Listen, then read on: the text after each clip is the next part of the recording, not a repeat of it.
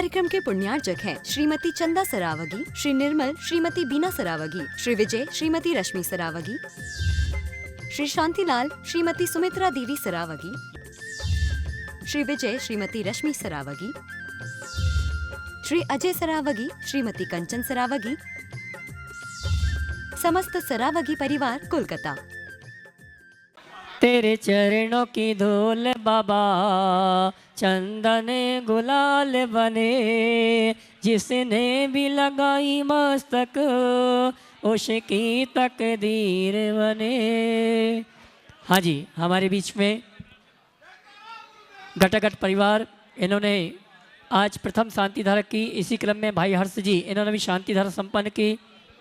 श्रीमान बरजात्ता परिवार, गोधा परिवार, जिन्होंने शांति धारा क्लास प्रदान किया है। और आइए चलते हैं। इळमो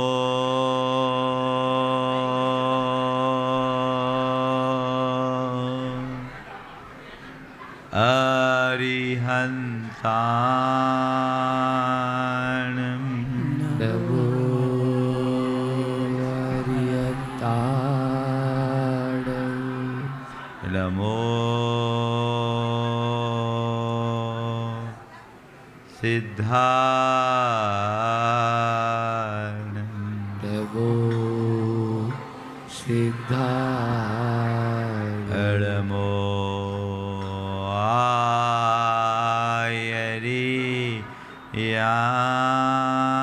आयरियाणं नमो आयरियाणं इळमो उवध्यायाणं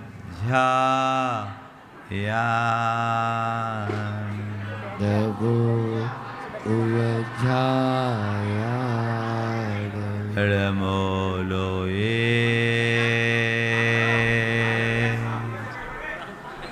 सवशाहूनं नमो लोये सवसाहूणं एषो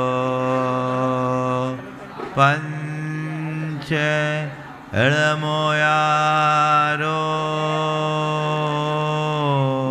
ऐसो पच्च नमो यारो सवपाव पणाशनो सवपाव परासडो मंगलाळं च सवेशि वज्रलाडं च सवेशि पढ़ेमं ओ मंगलम् अणवव होय वज्रलं। जय बोलो देवादिदेव 1008 श्री भगवान महावीर स्वामी की जय जय जय। अहिंसा परमो धर्म की जय जय जय। परम पूज आचार्य गुरुवर श्री विद्यासागर जी महाराज जी की जय जय जय। बोले परम पूज मुनि श्री प्रमाण सागर जी महाराज की।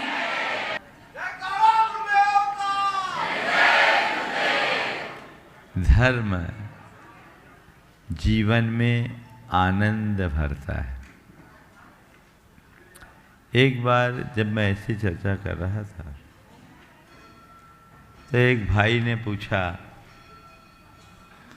क्या महाराज धर्म से हमारी समस्याओं का समाधान हो जाएगा? मैंने उलट करके पूछा कि ऐसा क्या है, धर्म के अलावा ऐसा क्या है जिससे हमारी समस्याओं का समाधान हो? धर्म वह तत्व है जो हर समस्या का समाधान देता है। धर्म में समाधान है और अधर्म में समस्या। सवाल है, धर्म से हमारे जीवन की मूलभूत समस्याओं का समाधान कैसे निकलेगा? क्या धर्म हमें रोटी दे देगा? धर्म हमें कपड़ा दे देगा, धर्म हमें मकान दे देगा। आपका भी सवाल है। मैंने कहा धर्म रोटी भले न दे, कपड़ा भले न दे, मकान भले न दे, पर संतुष्टि जरूर देगा। और तुम्हारे पास सब कुछ हो और संतुष्टि ना हो तो सब कुछ के होने पर भी सब व्यर्थ है। और कुछ भी ना हो और संतुष्टि हो तो तुम सबसे बड़े समर्थ हो। अपने अंतरंग में संतुष्टि को उद्घाटित करना, और संतुष्टि में ही आनंद है। देखिए, एक शब्द है सुख और एक शब्द है दुख। सुख दुख आते जाते हैं। जो सुखी होगा वो दुखी भी होगा। हम लोग सुखी कब होते हैं? बोलो, जब अपने अनुकूल हो जाए, और जब अपने अनुकूल ना हो तो दुखी हो जाए। तो सुख के बाद दुख, दुख के बाद सुख, ये खेला चलता रहता है। सुख और दुख दोनों शब्द सु और दु उपसर्ग पूर्वक खा शब्द पर बना है। खा का अर्थ होता है इंद्री। जो हमारी इंद्री चेतना को सु यानी अनुकूल लगे उसका नाम सुख, और जो कु यानी प्रतिकूल लगे उसका नाम दुख। और इंद्री चेतना हमारे मन के ऊपर डिपेंड करती है। जब तक चीज़ें मन के अनुकूल होती है वो हमें सुखकर प्रतीत होने लगती है, और मन के प्रतिकूल हो जाए तो वही सुख दुख में परिवर्तित हो जाता है ना। आपको जोरदार भूख लगी और सामने वाले ने प्रेम से खिलाया और रसगुल्ला खाने को मिल गया, सुख लगेगा कि नहीं? बोलो। हाँ, रसगुल्ला खाने में मज़ा आया, सुख मिला। पहला रसगुल्ला खाया, सुख मिला। दूसरा खाएंगे और मिलना चाहिए, तीसरा खाए और मिलना चाहिए, चौथा खाए और मिलना चाहिए, पांचवा खाए और मिलना चाहिए। क्या होता है? क्या होता है? बोलो, अनुभव बताओ। हाँ, क्या हुआ? घट गया। तो रसगुल्ला खाने से सुख मिला, तो जितना रसगुल्ला खाओ उतना सुख बढ़ना चाहिए। घटा क्यों? और बताओ, पेट भर जाने के बाद अगर कोई कहे एक पीस और, तब क्या बोलोगे आप? नहीं भैया अब नहीं। अरे ले तो लो। नहीं भाई माफ करो, अब तो उल्टी हो जाएगी। अभी तक सुलटी हो रही थी, अब ये उल्टी क्यों? रहस्य खोजिए। सुख रसगुल्ले से नहीं मिला, सुख भूख के प्रतिकार से मिला। जो जो भूख, जितनी भूख उतना रस। जैसे जैसे भूख कम हो गई रस भी घटते गया, है ना।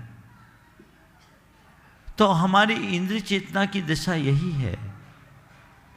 वो किसी भी एक वस्तु और एक विषय पर अधिक देर तक नहीं टिकती। बहुत नए डिजाइन की ब्रांडेड साड़ी लेकर आई, महंगी ऐसी साड़ी जो इंदौर के मार्केट में पहली बार आई और संभवतः सबसे पहले आपने ही पहनी। क्या लगता है? सुख लगता है कि नहीं? हाँ, और दो चार देख करके उसकी सराहना कर दे तो और ज़्यादा छाती फूलती है ना। हाँ, और अच्छी साड़ी है ना, मन पसंद तो बदलना मत। रोज रोज वही पहनो, भले धो के पहनो। एक ही साड़ी रोज पहनना पसंद करोगे क्या? क्या होता है? महाराज रोज तो छोड़िए, हम तो एक दिन में 4 बार कपड़े बदलते हैं। क्या हुआ? मन को परिवर्तन चाहिए।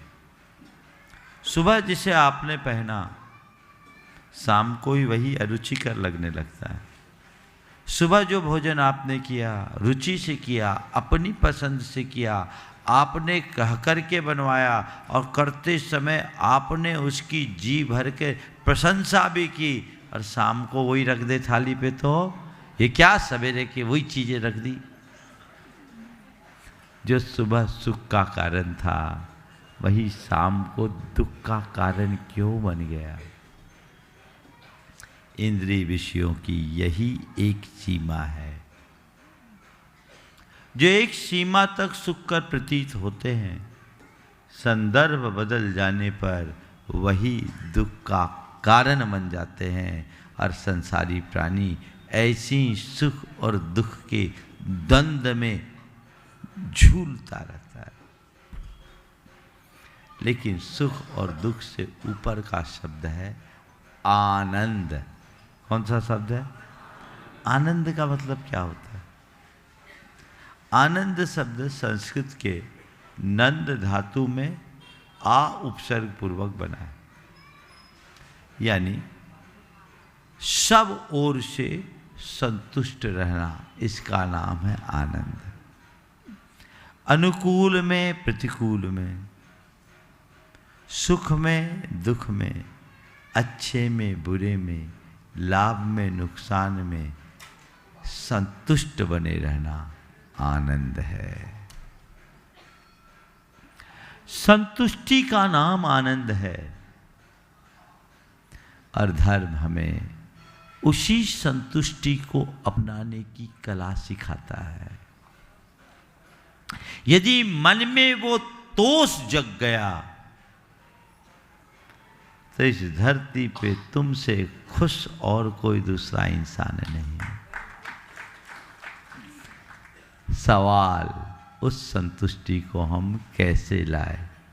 विगत एक सप्ताह से यही बात चल रही और मैंने भी सोचा है ये साल संतुष्टि का साल मनाया जाए। असंतुष्टि आए ही नहीं, सबको संतुष्ट कर दो। बहुत मुश्किल है, सबको संतुष्ट करना बहुत मुश्किल है, पर सब में संतुष्ट रहना बहुत सरल है ना? बोलो, संतुष्ट करना कठिन है लेकिन संतुष्ट होना बहुत सरल है। कब? यदि हमारे अंदर अंतर्दृष्टि प्रकट हो जाए तब। 4 सूत्र आज फिर देना चाह रहा हूं।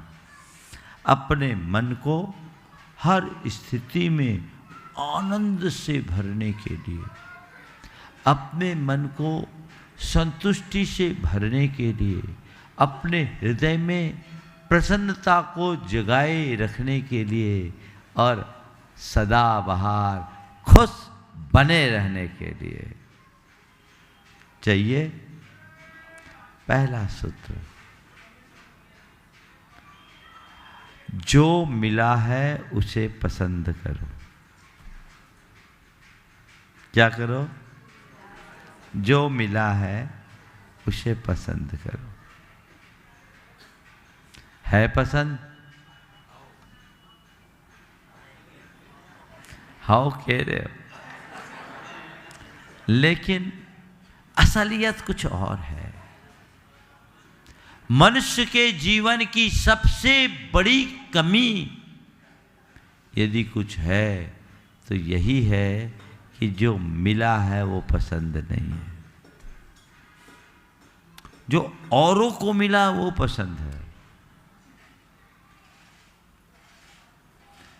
तुम्हारे पास करोड़ों हैं वो तुम्हें नहीं दिखता, दूसरों के पास जो तुमसे ज़्यादा है ना, तुम्हारी नज़र उधर दौड़ती है। तुम्हारा अच्छा टर्नओवर, अच्छा व्यापार चल रहा है, उस पर तुम्हारा ध्यान नहीं। तुम्हें पड़ोसी की बैलेंस शीट दिखाई पड़ती है, उसकी ग्रोथ दिखाई पड़ती। तुम्हारा आलीशान मकान है, उससे तुम्हें संतोष नहीं। तुम्हारे पड़ोसी का मकान अब पॉश एरिया में आ गया है और तुमसे कहीं ज़्यादा सुंदर है, उसकी तुम्हें तकलीफ़ है। तुम्हारे पास बढ़िया गाड़ी है, इसकी तुम्हें कोई संतुष्टि नहीं। सामने वाले ने मर्सिडीज खरीद रखा है, वो तुम्हें पसंद है ना?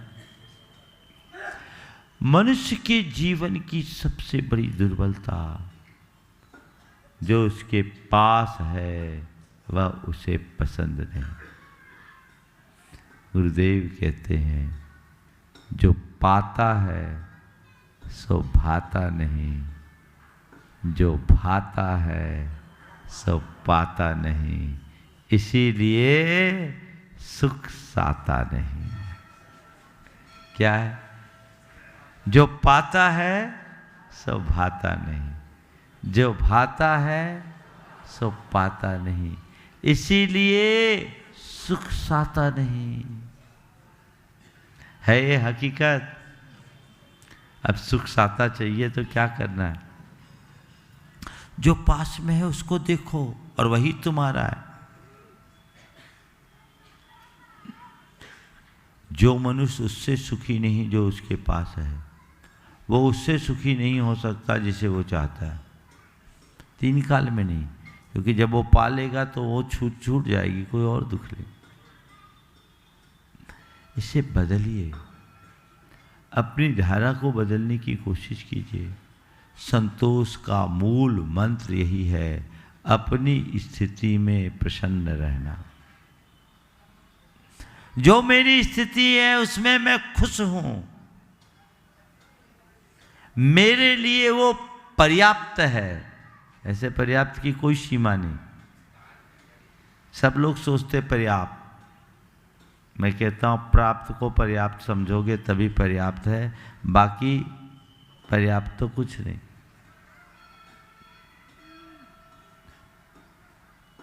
आप लोग बोलते हैं कि ये सब पापी पेट के लिए करते हैं। किसके लिए करते हैं? गुरुदेव के चरणों में, जब गुरुदेव महुआ जी में थे, उन दिनों भारत सरकार के टेक्सटाइल मिनिस्टर थे काशी प्रसाद राणा। हाँ, गुजरात के थे। वो गुरु चरणों में आए तो उन्होंने अपनी बातचीत में कहा कि सब पापी पेट के लिए करते हैं। हमारे साथ पेट वाला पाप करता है। कौन करता है? पेट वाला करता है। पेट कहाँ पाप करता है बोलो? और पेट के लिए पाप करने की जरूरत नहीं, क्योंकि पेट की साइज तो एक सीमित है। 2 रोटी खा लो, पेट कम से कम 6 घंटा को शांत हो जाता है। लेकिन पेट वाले ने अपने साथ पेटी अटैच कर ली है। क्या कर ली? पेटी अटैच कर ली। और ये जो पेटी है ना, वो कभी भरती नहीं, 99 के चक्कर में लगाती है। तो वहां हमें अपने आप को रोकना है। जो है उसे पसंद करे, ये अपने जीवन का आदर्श बनाए। दूसरी बात, अनावश्यक आकांक्षाओं से बचे, व्यर्थ की आकांक्षाओं से बचे। व्यर्थ की चाह, व्यर्थ की चाह मतलब जिसकी कोई जरूरत नहीं और संभावना भी नहीं। आप लोग उसमें उलझ करके ज्यादा रहते हैं कि नहीं? मतलब से मतलब रखो तो कोई बात नहीं, पर बिना मतलब की बातों में उलझने वालों का कोई मतलब नहीं। व्यर्थ की आकांक्षा दुराकांक्षा कहलाती है,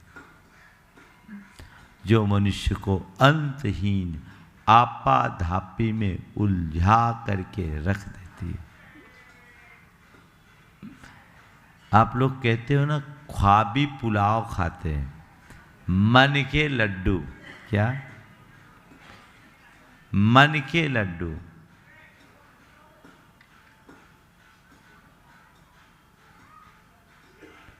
हम उसकी तरफ ध्यान दें। बिना मतलब की बातों में हम अपने आप को न उलझाएं। जो जरूरी वो करो। अब थोड़ा देखो कि जरूरी क्या है। तुम्हारे गुजारे के लिए जो जरूरी है वह सब जोड़ो, पर जो गैर जरूरी है उससे अपने आप को अलग करो। अगर आप कागज पेन लेकर के बैठोगे तो पाओगे कि आपकी दिन भर की जो मशक्क़त है वो ज़रूरत के लिए कम, बिना ज़रूरत के ज़्यादा है। एक लिस्ट बनाना आज बैठ के कि मैं जो कुछ भी करता हूँ उसमें ज़रूरी क्या क्या है।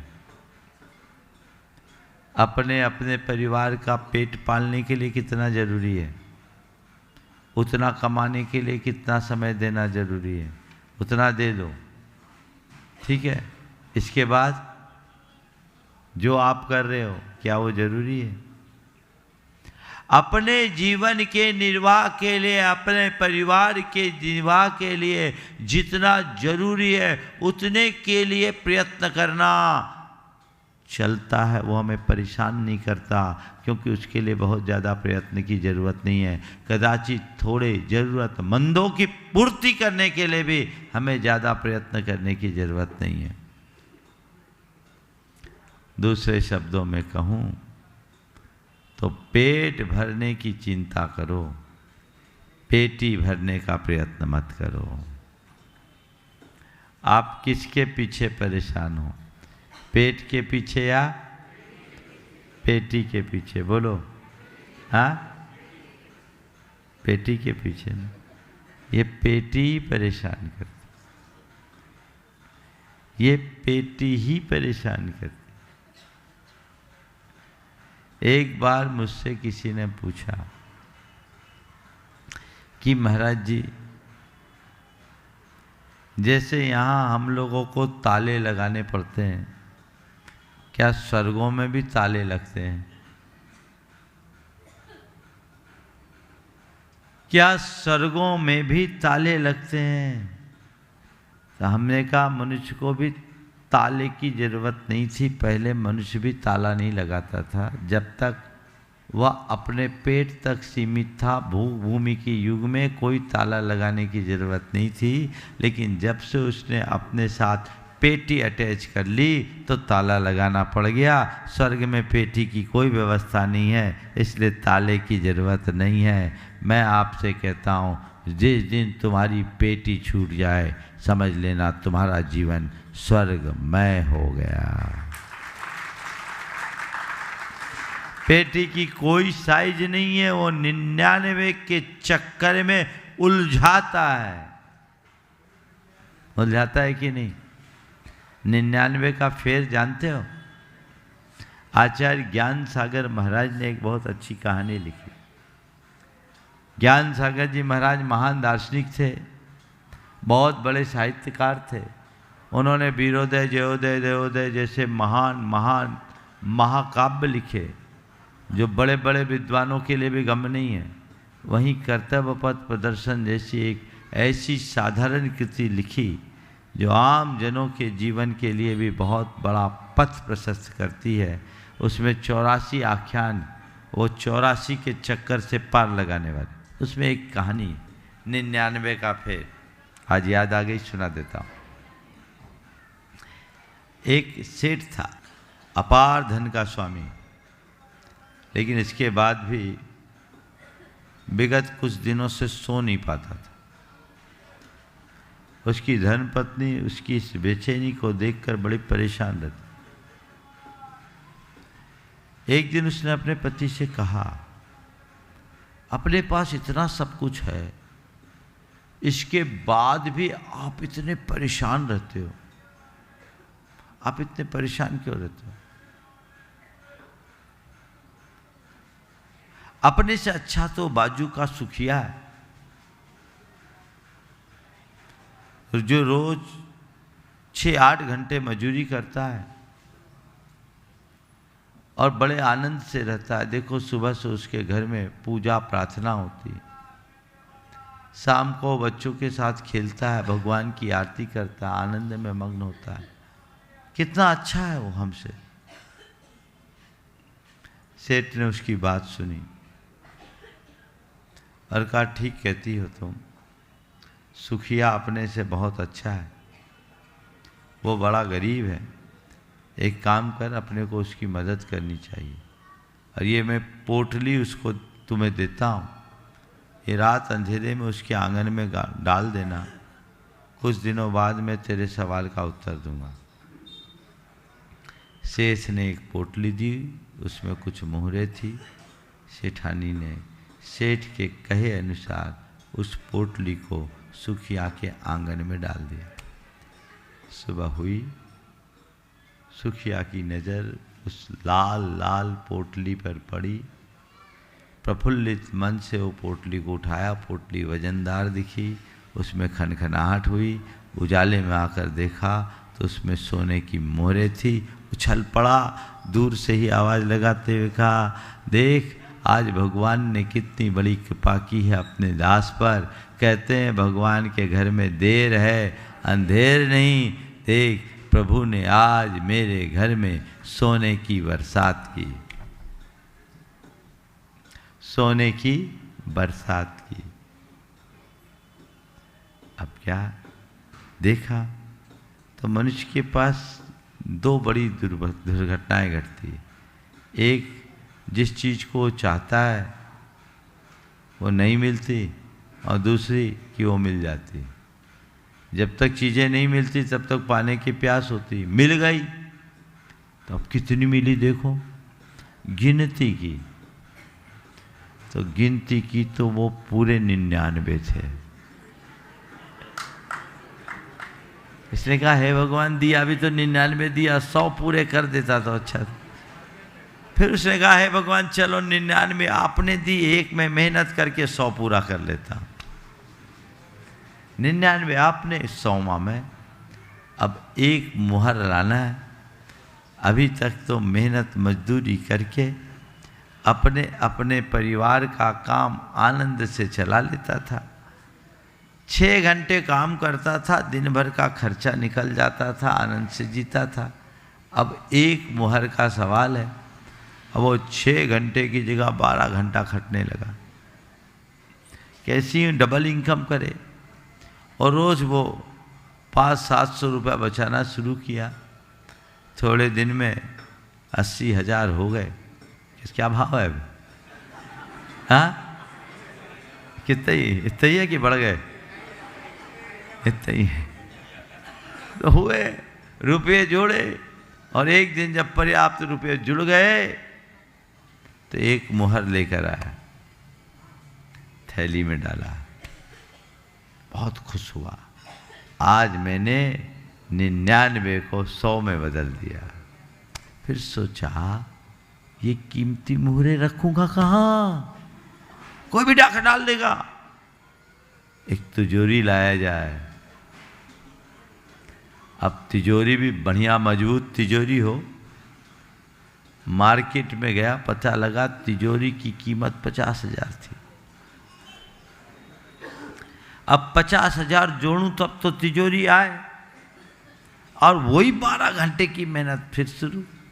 अब न सुबह से पूजा के पाठ, न शंख की ध्वनि, न शाम को आरती और उसके घंटे का नाद, न बच्चों के साथ किरकिरियाँ, और न घर में हंसी न खुशी। वो जैसे तैसे मेहनत मजूरी करके 50,000 जोड़े, और उस तिजोरी को अपने घर के एक कक्ष में गाड़ के रखा, और खूब प्रसन्नता से भरकर उसने उस पोटली को तिजोरी में रखा। देखा तिजोरी इतनी बड़ी है और पोटली तो एक कोने में सिमट गई। अब मेहनत से तिजोरी लेकर आया हूँ, जब तक ये तिजोरी पूरी न भर लूँ तो मतलब क्या। कहते हैं वो सुखिया आज भी तिजोरी भरने की कोशिश में लगा है, पर तिजोरी भर नहीं पा रही है। तिजोरी नहीं भरी, अब वो सुखिया दुखिया बन गया है ना। यही है 99 का फे। तब बोलो सुखिया बने रहना है या दुखिया? बोलो हाँ, अभी हो क्या ये बता दो। सुखिया हो ना? अब सुखिया बनना भी तुम्हारे हाथ में और दुखिया बनना भी तुम्हारे हाथ में। तुम्हें खुद तय करना है कि मुझे क्या बनना है। बिना मतलब के काम में क्यों संतोष को जीवन का आधार बनाओ। लालसा को नियंत्रित कीजिए। अपनी स्थिति में संतुष्ट रहे, पहली बात। लालसा को नियंत्रित करे, दूसरी बात। तीसरी बात, लाभ हानि में समबुद्धि रखे। नफा नुकसान में समता रखे। फायदा हो गया आप उछल जाते हो, नुकसान हो जाए विफल हो जाते हो। होता है, अरे भारी नुकसान, भारी नुकसान, भारी नुकसान। धन का नुकसान जो होता है सो कम, मन का नुकसान ज्यादा होता। एक आदमी बड़ा परेशान था, मन बड़ा खिन्न। क्या बात हो गई? बोला महाराज जी कल किसी ने चैन खींच ली। चैन खींच ली। भीड़ भाड़ में तो ऐसा होता ही। बोले कैसे खींच ली? बोले महाराज जी आपके कार्यक्रम में आए थे, बहुत भीड़ थी, चैन चले गई। तो हमने कहा हम तो सबको चैन बांटते, चैन पहन के आए क्यों थे? बोलो, हम आप लोगों को चैन ही तो बांटते हैं। तो जब मालूम था कि महाराज के कार्यक्रम में भीड़ भाड़ होगी तो चैन पहन के आए क्यों? अरे भैया वो चैन चले गई, चले गई। मैंने जो चैन का रास्ता बताया उसे अपना लो, कभी बेचैन नहीं बनोगे। बोले महाराज क्या बताऊं, रात भर नींद नहीं आई। बोले भैया चैन तो उसने छीनी, नींद किसने गंवाई? चैन गई सो गई, इतने बेचैन क्यों हो रहे हो? ये सोच लेते चैन गई गर्दन बच गई तो अच्छी नींद आती। ये भी तो हो सकता है। हाँ, क्यों पहन के गए? भीड़ भाड़ में बच के रहना चाहिए। एक बार मैंने ऐसा कहा तो महाराज भीड़ भाड़ के लिए तो पहना है, बनाया है, तिजोरी में रखने के लिए थोड़ी। भीड़ देखेगी तब तो मजा है। तो भैया झेलो, चले गई तो चले गई। ये सोच लो जाना था तो चले गई, फिर ले आएंगे। बहुत मुश्किल होती है। मनुष्य के मन की आसक्ति उसे परेशान करती है। उसे नियंत्रित करे। लाभ हानि में समता रखना तो दूर की बात, नुकसान को झेलना तो दूर की बात, मन चाहा फायदा होने पर भी लोग परेशान होते हैं। होते कि नहीं? मन चाहा फायदा हुआ तब भी परेशान। एक बार एक दंपति मेरे पास, पति बड़ा उदास सा था। मैंने पूछा क्या बात? बोले महाराज लाख रुपया का घाटा हो गया, 1 लाख का नुकसान हो गया। धर्मपत्नी बाजू में बैठी थी। महाराज इनकी बात छोड़ो, ये नहीं कहते कि 2 लाख का फायदा होगा। महाराज इनकी बात छोड़ो, ये तो ऐसे ही बोलते रहते, ये नहीं कहते कि 2 लाख का फायदा होगा। मैं चकराया, मामला क्या है? पति कह रहा है लाख का नुकसान हो गया और ये कह रही है 2 लाख का फायदा हो गया। मैंने कहा क्या मामला है? ये घटना 2004 की। मैंने कहा क्या मामला है? बोला महाराज कल ही 1500 के खरीद का चना 1900 के भाव बेचे, सो 2 लाख का फायदा हुआ। 1500 के खरीद का चना 1900 के भाव बेचे, सो 2 लाख का फायदा हो गया। आज भाव 2100 हो गए, सो जे रो रहे कि 1 लाख का नुकसान हो गया। बोलो,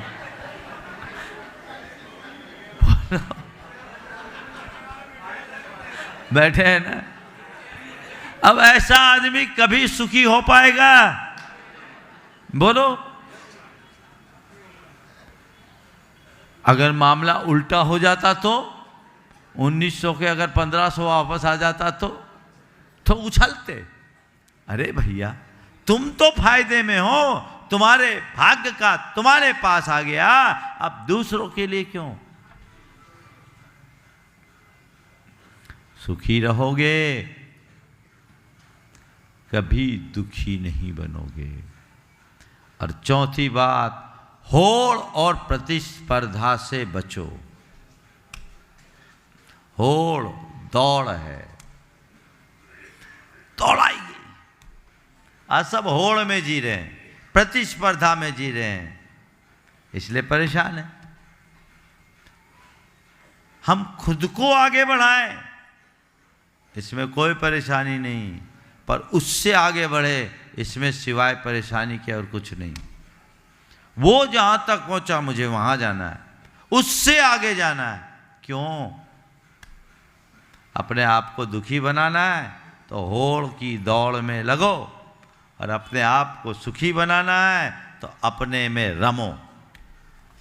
आगे बढ़ने का निषेध नहीं, लेकिन अपना टारगेट खुद को बनाओ, किसी और को अपना टारगेट मत बनने दो। न किसी को टारगेट बनाओ, न किसी के टारगेट बनो। अपनी गति से चलो, आनंद रहेगा। आप गाड़ी चला रहे, अपनी स्पीड में चल रहे, अपनी मस्ती में चल रहे, ड्राइविंग का आनंद ले रहे हैं। कोई आ रही है, जा रही है, दूसरी गाड़ियां, हमको उनसे कोई मतलब नहीं। कोई हमें ओवरटेक करे या कुछ, किसी ने साइड मांगा, हमने साइड दिया, चल दिए, मस्ती है। लेकिन गाड़ी चला रहे हैं, किसी ने आपको ओवरटेक किया, अरे इसने मुझे ओवरटेक किया, अब मैं इसको ओवरटेक करता हूं। फिर क्या करोगे? अब गाड़ी दबाओगे, जैसे तैसे उसको ओवरटेक किया, तब तक कोई दूसरा आके तुम्हें ओवरटेक कर दिया, इसने कर दिया, अब मुझे इसको ओवरटेक करना है, फिर मुझे उसको ओवरटेक करना है। ओवरटेक के चक्कर में कोई तुम्हें अटैक कर दिया तो गए। हुआ? अब बताओ आनंद कब रहता है? जब अपनी मस्ती में चलते हो तब, या दूसरे को टारगेट बना करके चलते हो तब? बोलो। अपनी मस्ती में ना, तो आज से तय कर लो, मुझे होड़ से मुक्त हो करके जीना है, प्रतिस्पर्धा से बच करके चलना है। यदि ये चारों बातें आपने आत्मसात कर ली तो आपका जीवन धन्य हो गया, ऐसा समझ लेना। फिर जीवन में किसी प्रकार की कोई कमी और कोर कसर शेष नहीं बचेगी। आज इस यहाँ का दूसरा दिन, और आज बड़ा आनंद का दिन। रामा शाह के अतिशयकारी नेमिनाथ भगवान के दरबार में आज सब लोगों ने आनंद लिया, और मुझे ये तो संयोग बना, मैंने तो सहज भाव से अभिषेक शांति धारा का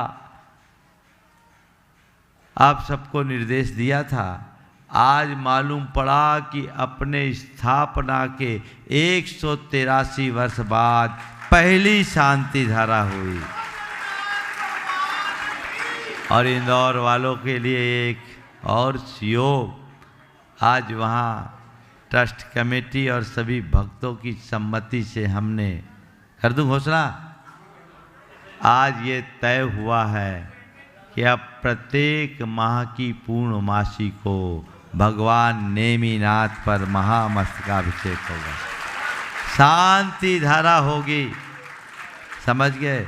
अब 13 तारीख को, परसों ही है ना पूर्णमासी, भावना भाव अगर होना होगा तो हो जाएगा। अभी मैं कुछ कहूँगा नहीं, लेकिन होना होगा तो हो जाएगा। हम रहें या न रहें, अब शांति धारा तो प्रत्येक पूर्णमासी को होगी और उत्सव के साथ होगी।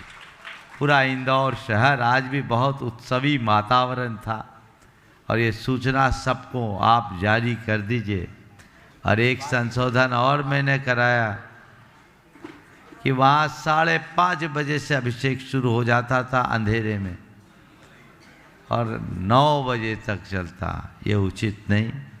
मैंने इन सब से कहा 1 घंटे का समय बांध लो और आज आप लोगों ने समय सुनिश्चित किया है। आप लोगों से भी कहूँगा कि नेमिनाथ भगवान के अभिषेक का जो निर्धारित समय अभी यहाँ घोषित किया वो आप उसी समय में करें और जो आगे पीछे आए वो इस जिनालय में आके कर ले, यहाँ का भी निर्धारित समय कर लो और पीछे महावीर स्वामी का भी समय निर्धारित कर लो। अभिषेक से कोई ना बचे, लेकिन हर वेदी के अभिषेक का जो समय नियत है उसी समय पर आए तो आपका पुण्य प्रगाढ़ होगा, असाधना और अवमानना से भी बचोगे। ये परंपरा आगे भी चलते रहे, प्रयास करना चाहिए। आज आ रहा हूँ यहाँ 2 दिन से हम आए, बहुत ही विस्तृत और ऊर्जावान परिसर है ये। मैंने कमेटी से कल बात किया, बैठ जाए आप लोग, कमेटी से बात किया। यहाँ की कमेटी भी बहुत उत्साहित और ऊर्जावान कमेटी है। मैंने इन लोगों से निर्देश दिया है कि एक बृहद कार्य योजना बनाए, मास्टर प्लान तैयार करे और इस धरा को इंदौर की सबसे खूबसूरत जगह बनाए।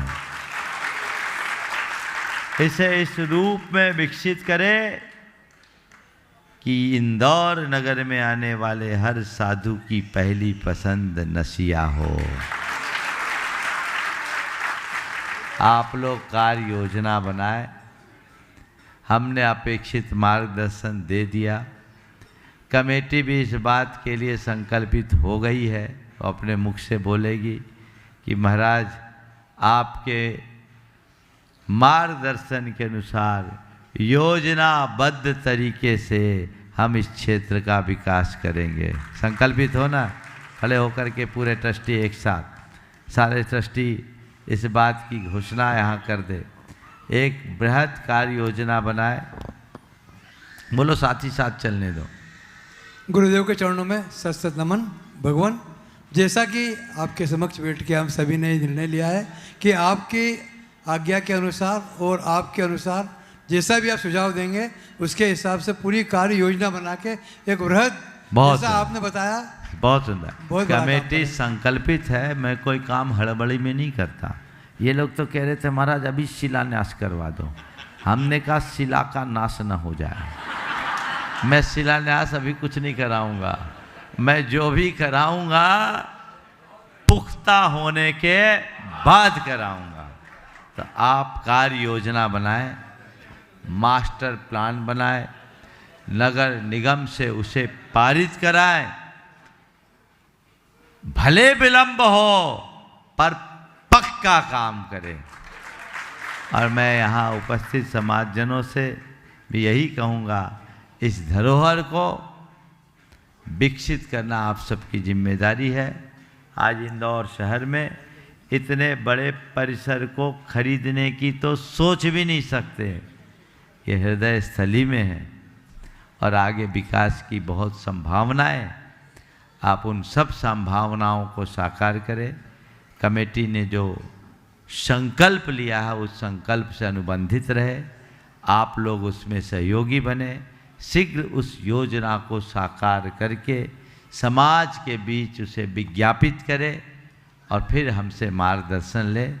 हम कहीं भी रहें, अच्छे काम के लिए आशीर्वाद देने को हम तत्पर हैं। लेकिन एक बात ध्यान रखना, श्री कृष्ण भोजन कर रहे थे, रुक्मणी पंखा झेल रही थी। अचानक श्री कृष्ण थाली से उठ करके जाने लगे। रुक्मणी ने रोका कि प्रभु कहाँ जा रहे, रोटी तो खा लो। रोटी तो खा लो। श्री कृष्ण कहे अभी आया, अभी आया। वो दरवाजे तक गए और लौट आए, वापस थाली पे बैठ गए। रुक्मणी ने पूछा कहाँ चले गए थे, क्या हो गया था? बोले मेरे एक भक्त को लोग पत्थर मार रहे थे, मेरे भक्त पर लोग पत्थर बरसा रहे थे। तो बोले लौट क्यों आए, उसकी रक्षा क्यों नहीं की? बोले अब मेरी जरूरत नहीं है। लौट क्यों आए, उसकी रक्षा क्यों नहीं की? बोले अब मेरी जरूरत नहीं। बोले क्यों? क्योंकि उसने खुद पत्थर उठा लिया। तो ध्यान रखना, अगर तुम पत्थर उठा लोगे तो हमारी कोई ज़रूरत नहीं, और तुम पर पत्थर पड़ेगा तो तुम्हें चिंता की ज़रूरत नहीं। कृष्ण का हाथ तुम पर तभी तक है जब तक तुम्हारे सामने केवल कृष्ण हो। जिस दिन तुमने अपने हाथ में पत्थर उठा लिए तो कृष्ण फिर तुम्हारी तरफ नहीं देखेंगे। और जिस दिन जब तक तुम्हारे हृदय में कृष्ण है, रोटी खाने वाले कृष्ण भी उठकर तुम्हारी चिंता करेंगे। इस बात को ध्यान में रख करके चलना है और उसी क्रम से आगे बढ़ने की जरूरत है। इस कार्यक्रम के पुण्यार्चक हैं श्रीमती चंदा सरावगी, श्री निर्मल श्रीमती बीना सरावगी, श्री विजय श्रीमती रश्मि सरावगी, श्री शांतिलाल श्रीमती सुमित्रा देवी सरावगी, श्री विजय श्रीमती रश्मि सरावगी, श्री अजय सरावगी श्रीमती कंचन सरावगी, समस्त सरावगी परिवार कोलकाता।